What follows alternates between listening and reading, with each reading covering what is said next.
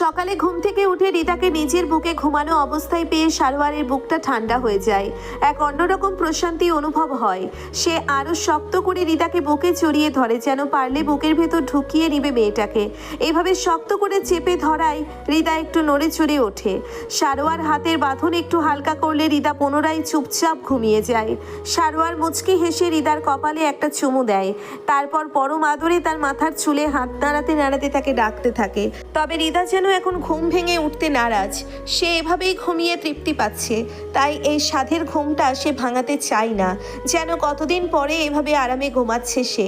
রিতা এখনো উঠতে চায় না বুঝতে পেরে সারোয়ার মুচকি হাসে। রিতাকে রেখে উঠে যেতে নিলে রিতা শক্ত করে তাকে চেপে ধরে। ঘুম ঘুম কণ্ঠে ধীরে বলে ওঠে, যাবেন না, আমার এভাবেই ভালো লাগছে। রিতার ঘুম ঘুম কণ্ঠ শুনে সারোয়ারের বুকটা কেঁপে ওঠে। অনেকদিন হয়ে গেল রিতার এই ঘুম চড়ানো কণ্ঠ সে শোনেনি।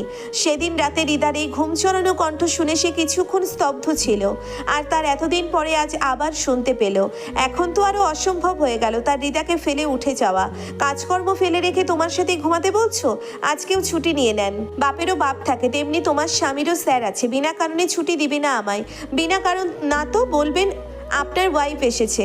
তারপর কি বলবো? আমার ওয়াইফ আমার সাথে সময় কাটাতে এসেছে। আমার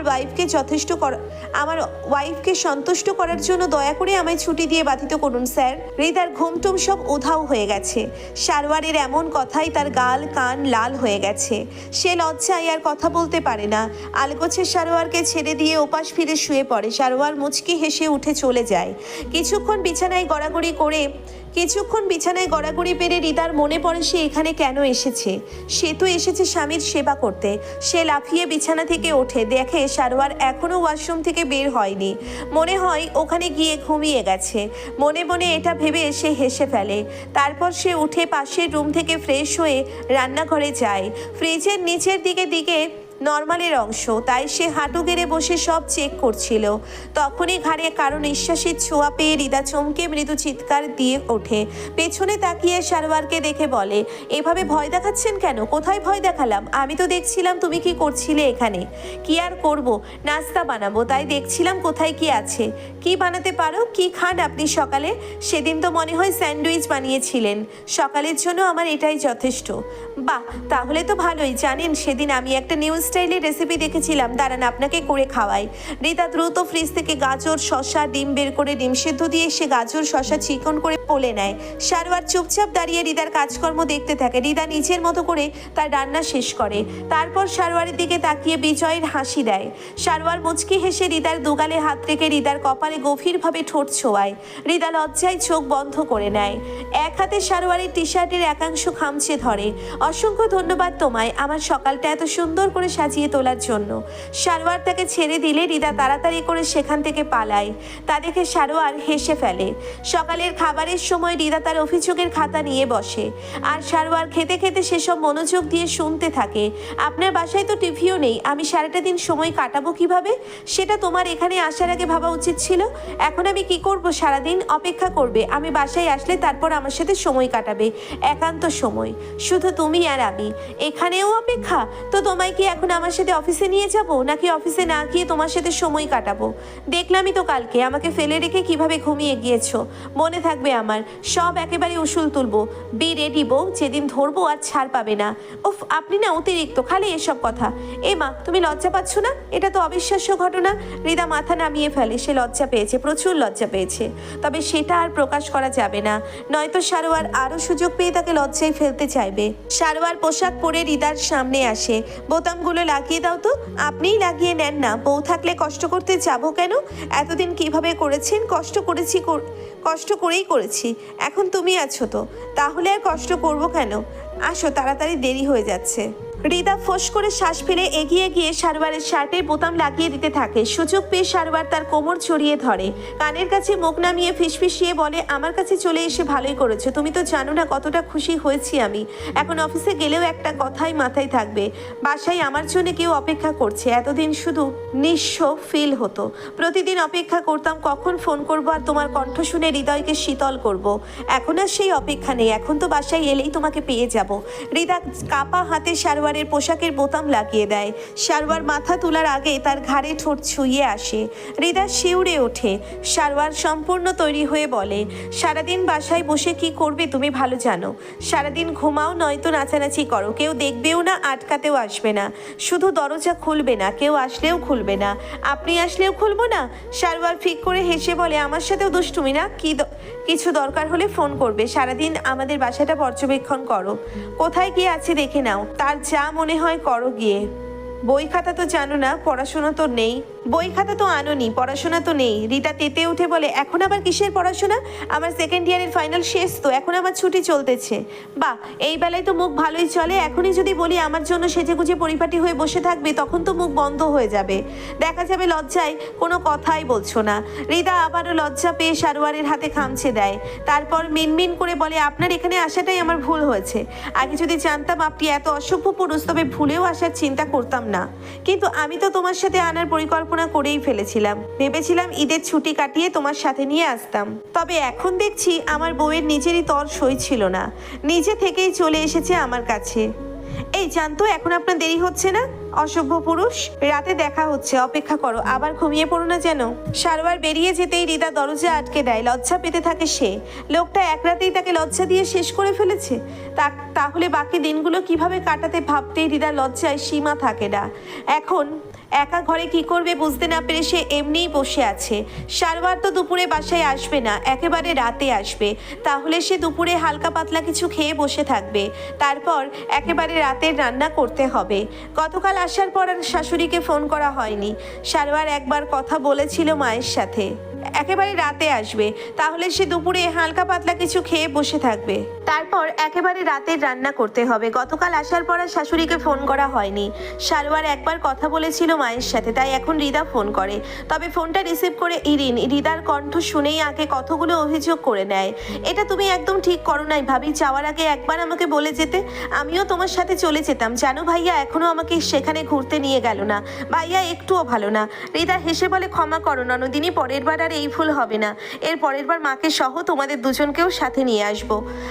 আমরা অনেক অনেক জায়গা ঘুরবো, তোমার ভাইয়ার কোনো অনুমতির প্রয়োজন হবে না। ইরিন খুশি হয়ে যায়। রিদা একটু শাসন করে বলে, তুমি আজও কলেজে যাওনি ইরিন? রিদার ভাইয়া এমনি এমনি তোমার নামে বিচার দেয় না। তোমার ভাইয়া আজ তো খাটাস একটা লোক, সেদিন আমার সামনে আমাকে বিচার দিয়েছিলেন। কেন জানো? আমি একটা ছেলের সাথে খুব কথা বলেছিলাম, সেটা দেখে বলে আমি নাকি ছেলেটার সাথে অন্য কিছু করি, কিন্তু ছেলেটাই আমার কাছে ইমনের কথা জিজ্ঞেস করেছিল। আমার কি দোষ এখানে? রিদা আনমনে হেসে ফেলে। রিদা যে পুনরায় কারো মায়ায় জড়িয়েছে সেটা সে অনেক আগেই টের পেয়েছে। প্রথম টের পেয়েছে ইরিন ইমনের জন্মদিনের দিন। সেদিন ছাদের উপর রিদানের কাঁধে মাথা হেলিয়ে এসে বসেছিল। রিদান তখন তাকে সান্ত্বনার বাণী শোনালেও তার চোখ ছিল দুষ্টুমি করা ইরিনের দিকে। সেদিন ইরিনকে গিফট করা বক্সটাতে একটা পেন্ডেন্ট ছিল। ইরিন সেটা রিদাকে দেখিয়েছিল। রিদানের এই পেন্ডেন্টটা গিফট দেওয়া দেখে রিদা অবাক হয়েছিল, কারণ এটা ছিল রিদানের সবচেয়ে পছন্দের একটা পেন্ডেন্ট। কলেজ লাইফে থাকতে টাকা জমিয়ে কিনেছিল, বলেছিল এটা তার কাছেই থাকবে, তার লাইফের প্রিয় মানুষটাকে সেই পেন্ডেন্টটা গিফট করবে। আর অবশেষে সেটা ইরিনের কাছেই পৌঁছিয়েছে। রিদা এটা নিয়ে রিদানকে প্রশ্ন করলে রিদান কোনো উত্তর দেয়নি, শুধু মুচকে হেসে চলে গিয়েছিল। তখনই রিদা বুঝেছে রিদানের মনের কথাটা, হয়তো স্টুডেন্ট বলে স্বীকার করতে ভয় পাচ্ছে। তবে রিদা এই ভেবেই খুশি তার ভাই আবারও কাউকে ভালোবেসেছে, নতুন করে বেঁচে থাকার পথ খুঁজে পেয়েছে। হয়তো ইরিনের কাছেই আর জীবনের সমস্ত না পাওয়াগুলো খুঁজে পাবে। মেজর সারোয়ার, আপনার টিমকে প্রস্তুত হতে বলুন, কয়েকদিনের মাঝেই আপনাকে অপারেশনে নামতে হবে। অবশ্যই ব্যাকআপ টিম থাকবে, তবে এই মিশনে আপনিই প্রধান হিসেবে দায়িত্বে থাকবেন। ইয়েস স্যার, আমার টিম প্রস্তুত আছে, সঠিক সময়ে আমরা কাজে নেমে পড়ব। এবার কিন্তু মাস্টার মাইন্ডকে ধরতেই হবে, উপর মহল থেকে অনেক চাপ আসছে। এখনো কিন্তু মিসিং রিপোর্ট আসা বন্ধ হয়নি। দলটা এখনো সক্রিয় থেকে আর তাদের কার্যক্রম চালিয়ে যাচ্ছে। দেশ ছাড়ার আগেই মাস্টার মাইন্ড সহ মিসিং নারীদের উদ্ধার করতে হবে। ওকে স্যার, আমরা সকল পরিকল্পনা করে রেখেছি, সময় মতো আমরা কাজে নেমে পড়বো ইনশাল্লাহ। আমরা এবার দলের লিডারকে ধরতে সফল হব। সারোয়ার তার টিমকে নিয়ে এবারের অপারেশনের সকল রোড ম্যাপ তৈরি করতে থাকে, কোন রোডে তারা তাদের কার্যক্রম চালিয়ে যাবে তার সকল নকশা তৈরি করে নিয়েছে। এখানকার যেসব বর্ডার এলাকা এসব অবৈধ কাজের রেড জোনে আছে সেসব চিহ্নিত করা হয়েছে। তবে সারোয়ারের ধারণা মতে এবার তার ভিন্ন কিছু জড়ার চেষ্টা করবে, তাই কোনো কিছুতেই ছোট চিহ্ন ভাবা যাবে না। এখানকার যেসব বর্ডার এলাকা এসব অবৈধ অবৈধ কাজের রেড জোনে আছে। সেসব চিহ্নিত করা হয়েছে, তবে সারোয়ারের ধারণা মতে এবার তার ভিন্ন কিছু জড়ার চেষ্টা করবে, তাই কোনো কিছুকেই ছোট হিসেবে ভাবা যাবে না।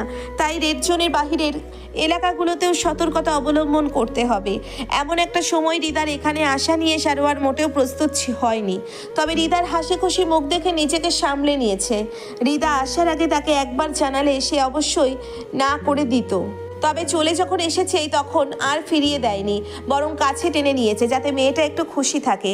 এমনিও তো বিয়ের পর থেকে দূরত্ব খেলাই চলছে, এখন না হয় একটু কাছে টানার গল্প চলুক। প্রাইভেটে এসে ইরিন রিদানের মুখোমুখি দাঁড়ায়, তাকে এভাবে সামনে দাঁড়াতে দেখে রিদান একটু হকচকিয়ে যায়। আশেপাশে তাকিয়ে স্টুডেন্টদের দেখে ইরিনকে টেনে একটু আড়াল করে দাঁড়ায়, তারপর কিছুটা ফিসফিসিয়ে বলে, সমস্যা কি তোমার, এভাবে পথ আটকেছো কেন? আমি তোমার স্যার হই আর এখানে সবাই আমার স্টুডেন্ট। হ্যাঁ, তাই বলে কি কথা বলা যাবে না? আমার একটা গুরুত্বপূর্ণ কথা আছে আপনার সাথে। কি কথা? তাড়াতাড়ি বলো। আপনি আমায় কি গিফট দিয়েছেন? ওটা একটা পেন্ডেন্ট? শুধুই পেন্ডেন্ট? জানেন না এসব গিফট করলে সম্পূর্ণ সেট গিফট করা উচিত? আমি কত দোকান খুঁজেও ম্যাচিং ইয়াররিং পাইনি, আমার এখন ম্যাচিং ইয়াররিং লাগবে। রিদান ভ্রুকুচকে বলে, কে তুমি? তো তুমি কি চাচ্ছ এখন তোমায় সব ম্যাচিং ইয়াররিংও কিনে দিতে হবে আমায়? অবশ্যই, দিলে সম্পূর্ণ সেট দিতে হবে। আরে ওটার আর কোনো সেট ফেট ছিল না, ওয়ান পিস জিনিস ছিল ওটা। মানি না, আমার ইয়াররিং লাগবেই লাগবে। রিদানের মাথা খারাপ হয়ে যায়, এই মেয়ে আবার কিসের জেদ নিয়ে এসেছে? সেই কত বছর আগে কিনেছিল জিনিসটা, এখন এটার ম্যাচিং ইয়াররিং কোথায় পাওয়া যাবে? রিদা অনেকক্ষণ সেট করেও ইরিনকে মানাতে পারে না। হঠাৎই সেখানে দু তিনটে ছেলে এসে দাঁড়ায়, তাদের দুজনকে এভাবে একসাথে দেখে কিসব ভাই ফিসফিসিয়ে বলে, আবার চলে যায়। রিদানের মাথায় হাত পড়ে যায়, না জানি পরে এরা কি থেকে কি বানিয়ে দেয়। মান সম্মান বোধহয় ডুব দিয়ে বসলো এবার। এই মেয়েটা তাকে জ্বালিয়ে মারবে, ভালোবেসে ফেসে গেছে। আগের মতো এখন আর দুটো ধমকও দিতে পারে না, ধমক দিতে গেলেই ইরিনের মায়াবী মুখ দেখে থমকে যায়। অবশেষে ইরিনের মতে চলতে গিয়ে ফেসে যায়। আরে তুবা আপু না, এখানে একাকি কি করছো? তুবা একা একা দাঁড়িয়ে সাম্যর জন্য অপেক্ষা করছিল, তখনই সেখানে তার কলেজের জুনিয়র একজন মেয়েকে দেখে একটু চমকে ওঠে। মেয়েটা তারই এক বান্ধবী, ছোট বোন। মেয়েটার সাথে আর কয়েকজন মেয়ে আছে, হয়তো এখানে ঘুরতে এসেছে। আপু কি বিশেষ কারোর জন্য অপেক্ষা করছেন নাকি? হ্যাঁ, ওরকমই কিছু একটা। তোমরা এখানে কি করছো? বান্ধবীরা ঘুরতে এসেছি। আপু তো বলতেন এসবের পাল্লায় কখনো পড়বেন না। কিভাবে ঘটলো এসব? তুবা মুচকি হেসে বলল, এসবের পাল্লায় পিছলে পড়ে গেছি, আপাতত কোমর ভেঙে পড়ে গেছি, তাই আর সরে আসা সম্ভব হচ্ছে না। তাই তোমার বড় বোন মনি কেমন আছে?